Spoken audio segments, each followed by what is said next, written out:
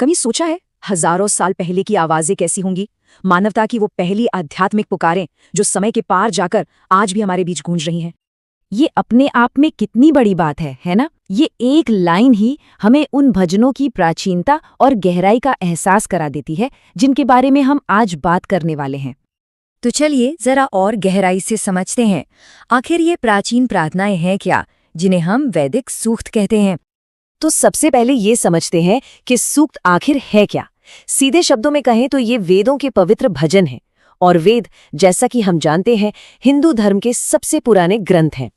इन्हें वैदिक संस्कृत में रचा गया था और हर सूक्त किसी खास देवता को संबोधित होता है, किसी खास फल की प्राप्ति के लिए। लेकिन जानते हैं इससे भी ज्यादा हैरान करने वाली बात क्या है? वो है इनको सहेजने का तरीका। लिखने की कला से सदियों पहले ये भजन सिर्फ जुबानी तौर पर गुरु से शिष्य तक पहुंचाए जाते थे, और चूंकि इनका पूरा अर्थ सटीक उच्चारण पर टिका था, ये मौखिक परंपरा अविश्वसनीय रूप से महत्वपूर्ण थी। तो सवाल उठता है कि इन भजनों का सबसे बड़ा स्रोत क्या है? वो है ऋग्वेद, जिसे सबसे प्राचीन वेद माना जाता है। चलिए जरा इसकी बनावट को समझते हैं। पूरे 10,600 मंत्र। अंदाजा लगाइए ये आध्यात्मिक विचारों का कितना बड़ा, कितना विशाल खजाना होगा। और हाँ, ये पूरा का पूरा संग्रह बहुत ही व्यवस्थित तरीके से बनाया गया है। इसे ऐसे समझें, ऋग्वेद को 10 मंडलों यानी किताबों में बांटा गया है। इन मंडलों के अंदर हैं 85 अनुवाक या सेक्शंस। फिर उनमें है कुल 10,028 सूक्त या भजन, और इन्हीं सूक्तों के अंदर समाये हैं वो 10,600 मंत्र। अच्छा, अब आते हैं एक बहुत ही दिलचस्प हिस्से पर, सृष्टि की सबसे गहरी कहानियों में से एक, पुरुष सूक्तम। ये हमें बताता है कि ये पूरा ब्रह्मांड आखिर बना कैसे। इस भजन के केंद्र में है पुरुष, एक ऐसी विशाल सर्वव्यापी शक्ति। भजन में कहा गया है कि उस पुरुष के हजारों सिर, हजारों आंखें और हजारों पैर थे, मतलब वो पूरे ब्रह्मांड में समाया हुआ था। और फिर इसी विशाल पुरुष के बलिदान से, जैसा कि भजन में बताया गया है, समाज की व्यवस्था बनी। उसके मुख से ब्राह्मण, हाथों से क्षत्रिय, जांघों से वैश्य और पैरों से शूद्रों का जन्म हुआ। सिर्फ समाज ही नहीं, बल्कि पूरा का पूरा ब्रह्मांड, चांद, सूरज, हवा, सब कुछ उसी एक शक्ति से पैदा हुआ। उसके मन से चांद निकला, आंखों से सूरज और आत्मा से हवा। तो पुरुष सूक्त हमें सृष्टि के एक बहुत बड़ी, एक कॉस्मिक पिक्चर दिखाता है।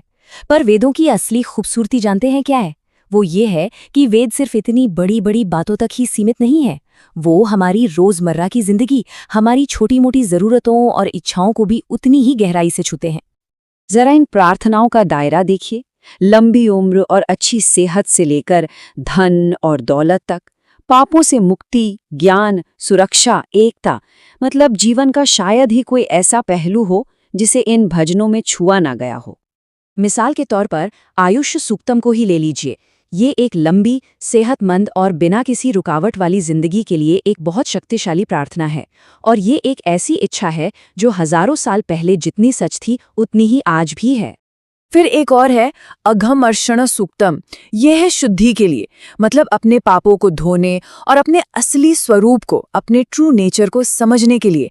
ये एक तरह से सेल्फ रिफ्लेक्शन और एक नई शुरुआत का मौका देता है। और हाँ, ऐसा नहीं है कि सिर्फ आध्यात्मिक बातें ही थीं, भौतिक सुख सुविधाओं के लिए भी प्रार्थनाएं थीं, जैसे कि भाग्य सूक्तम। ये धन और भाग्य के देवता भग से समृद्धि और गुड लक का आशीर्वाद मांगने के लिए है। ये दिखाता है कि उस दौर में भी जीवन के हर पहलू को बराबर महत्व दिया जाता था। तो ये सब बातें हमें एक बहुत बड़े सवाल पर लाके खड़ा कर देती हैं। आखिर इन प्राचीन श्लोकों का इतना गहरा और लंबा असर क्यों रहा है? मतलब सोचिए, हजारों साल पहले लिखे गए ये शब्द आज भी हमारे मन में गूंजते क्यों हैं? ऐसा क्या है इनमें जो समय भी इन्हें मिटा नहीं पाया? शायद इसलिए क्योंकि ये भजन हमें जिंदगी के उन सबसे बुनियादी सवालों से जोड़ते हैं जो हमेशा से इंसान पूछता आया है। ये दुनिया कैसे बनी, हमारी जिंदगी का मकसद क्या है, और इस इतने बड़े ब्रह्मांड में हमारी जगह क्या है? ये सिर्फ प्रार्थनाएं नहीं है, ये तो मानवता की सबसे गहरी आध्यात्मिक खोज की वो गूंज है जो आज भी हमारा रास्ता रोशन करती हैं।